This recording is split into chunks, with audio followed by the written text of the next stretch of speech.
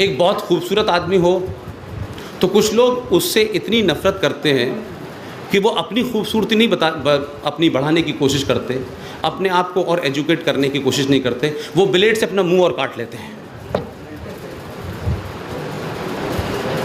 आप मुझे बताएं, ज़रा रिकॉर्ड निकाल के देखें, अब तो गूगल है, 57 कंट्रीज़ में से कितने माराडोना पैदा किए आपने, और आप गरीब नहीं हैं।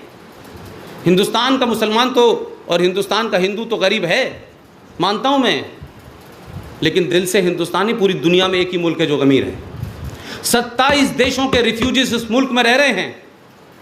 इस मुल्क में उन लोगों को भी नागरिकता मिल जाती है जिन्होंने अपनी फॉरेन पॉलिसी का हिस्सा बना रखा है, जिसको अभी पवन जी कह रहे थे, bleed India with 1000 cuts. Bharat को 1000 जख्म दो जो लगातार रिश्ते रहें। और ये हिंदुस्तान में जो कुछ रोज़ होता है, कभी रोहिंग्या के नाम पे होता है, कभी बांग्लादेशियों के नाम पे होता है, कभी गाय के नाम पे होता है, कभी कश्मीर में होता है, कभी अलीगढ़ यूनिवर्सिटी में होता है, ये उसी ब्लीड इंडिया का हिस्सा है। कोई मैराडोना मेसी नहीं मुझे लगता कि आपने पैदा किया।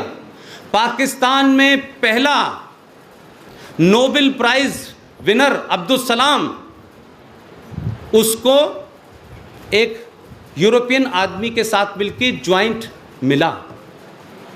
महान कौम है ये, महान लोग हैं भाई। अब्दुल सलाम अलीगढ़ यूनिवर्सिटी आए, मैं बहुत छोटा था, मेरे वालिद साहब वहाँ थे, तो ये शौक़ हुआ कि भाई किसी नोबेल लॉरेट को देखा जाए कैसा लगता है, क्योंकि टीवी भी नहीं था उस ज़माने। तो मैंने उनसे हाथ मिलाया, बहुत छोटा था मैं, 74 और 75 की बात होगी, मैं मुश्किल से तीसरी चौथी क्लास में पढ़ रहा था।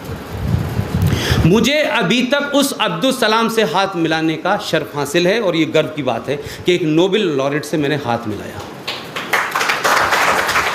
लेकिन आपको पता है, इस्लाम के नाम से बने हुआ मुल्क,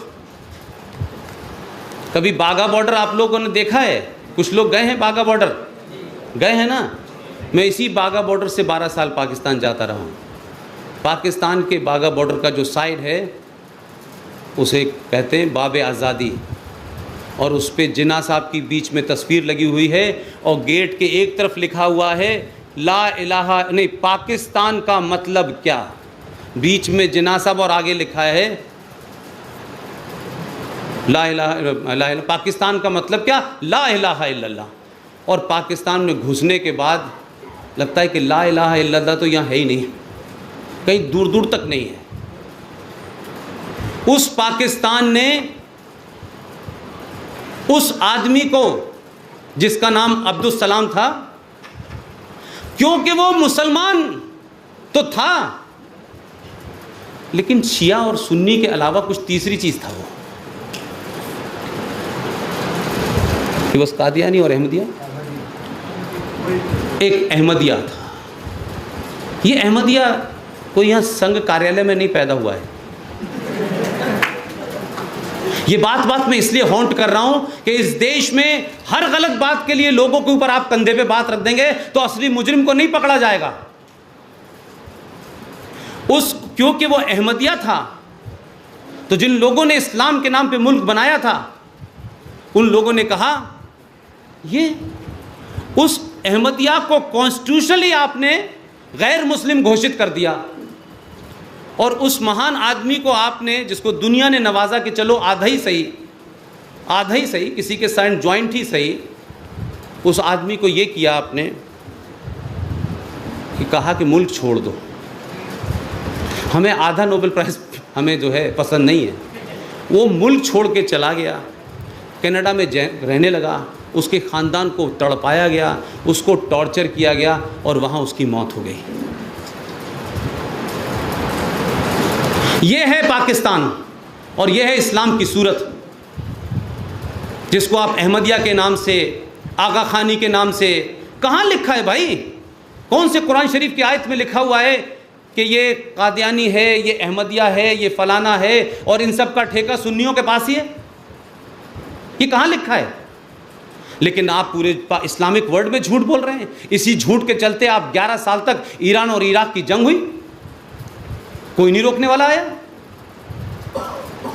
लेकिन इस पाकिस्तान ने एक काम बड़ा किया है और वो फख्र से कहता है कि ये हमारी ईजाद है और हम ही ईजाद कर सकते हैं। पूरे इस्लामिक वर्ल्ड ने उसको कहा कि आप मुसलमानों के ठेकेदार हैं, आप बड़ा काम कर रहे हैं, आपकी वजह से पूरी दुनिया का यहूदी और हिंदू डरा हुआ है, तो आपने फंड कर दिया और वो चोरी से किस तरीके से कोरिया और चाइना से आपने बम बना लिया। तो यहाँ तक भी चलो ठीक थी, अच्छा काम किया, चोरी से ही किया, न्यूक्लियर पावर हो गए। लेकिन आप मुझे बताइए, पाकिस्तान ने एक चीज़ ईजाद की जिसके बारे में RSN सिंह साहब बहुत मुझसे कहते हैं कि इस काम के लिए तो नोबेल प्राइज़ मिलना चाहिए। बम नहीं बना पाए, AK-47 नहीं बना पाए, AK-56 नहीं बना पाए, बेवले स्कॉट नहीं बना पाए। आपने कहा हम 10 साल के मासूम बच्चे के जिस्म पर बम गोली बांध देंगे और वो जाएगा और उसका नाम है फिदाइन स्क्वाड, वो फट जाएगा और लोग मर जाएंगे। आपने फिदाइन बनाया, वाह वाह वाह, अद्भुत।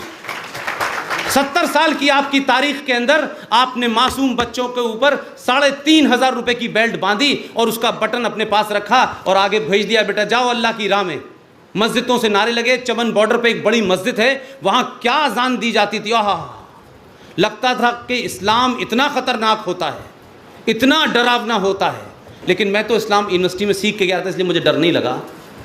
वहाँ बच्चों को नमाज पढ़ाई जा रही है और फिर कहा जा रहा है कि आज हमारे बीच में इरफान शेख वल्द फलाने फला जगह के रहने वाले आज अल्लाह की राह में खुदकश हमला करने के लिए जा रहे हैं, आमीन। और उसको गर्दन पे बिठा के गेंदे की माला पहना करके उसको 3,500 पाकिस्तान की करेंसी में एक बेल्ट आती है जिसको आप कहते हैं सुसाइड बॉम्बर, वो आपने भेज दिया। उस बच्चे को पता ही नहीं है, क्योंकि उससे पहले उसने बेचारे ने कपड़े ही नहीं पहने थे, उसको पहना के आपने शर्ट पहना दी। वो जा रहा है और जहाँ वो पहुँचा और जहाँ उन्हें लगा कि यह इस्लाम के दुश्मन है, आपने रिमोट दबाया, धड़ गया, वो मर गया। आपने ये ईजाद किया है। इस पे शर्म नहीं आती मुसलमानों को कि अल्लाह की बनाई मखलूक के साथ आप ये कर रहे हैं और मुसलमान लोग के साथ कर रहे हैं। आप 2-4 यहूदियों को 2-4 हिंदुओं को बेल्ट पहना के देते तो आपको तसल्ली होती कि चलो कुछ काफिर निपट गए, वो भी नहीं कर पा रहे आप अपने ही लोगों को कर रहे हैं। इस पे हिंदुस्तान का, पूरी दुनिया की मुस्लिम बिरादरी का मुंह क्यों नहीं खुलता भाई? इस पे जुमे की नमाज में खुतबा क्यों नहीं देते?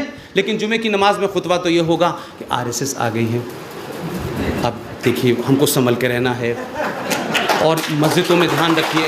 ये मैं खुतबे सुन चुका हूँ, मेरी जिंदगी के 30 साल इन खुतबों को सुन के बड़ा हुआ हूँ मैं। कौन सी मस्जिद का हवाला देते हैं और कौन से कुरान का हवाला देते हैं, किस खुतबे में ये कहा जाता है भाई? लेकिन हिंदुस्तान का मौलवी जो है वो खुतबे में बताएगा मुरादाबाद में 50 मार दिए, H मारे, H मारे, M बच गए, M बच गए। ये मैं सुनता था, मैं उस बीच में पड़ा हुआ हूँ।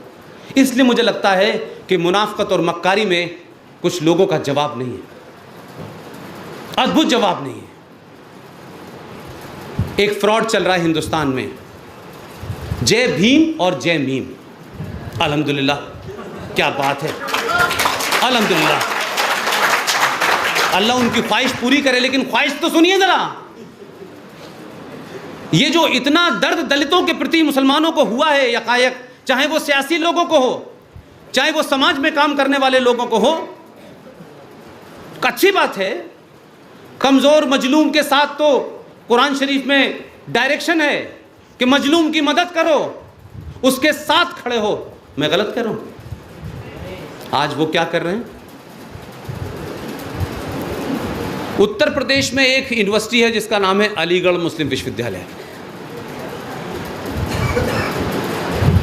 भारत के संविधान के तहत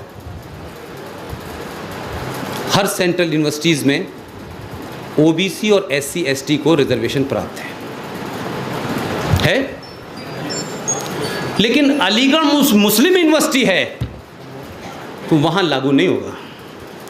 मायावती का दलित प्रेम और मुलायम सिंह का OBC प्रेम 20 साल में एक बार इस मुद्दे को नहीं उठाता है कि भाई दलितों से प्रेम करने वाले लोग, OBC के वोट पे लेकर के मंत्री बनने वाले लोग, आपकी एक यूनिवर्सिटी है उसमें संवैधानिक तौर पे दी गई हमारे अधिकारों को भी आप हमको वंचित रखे हुए हैं।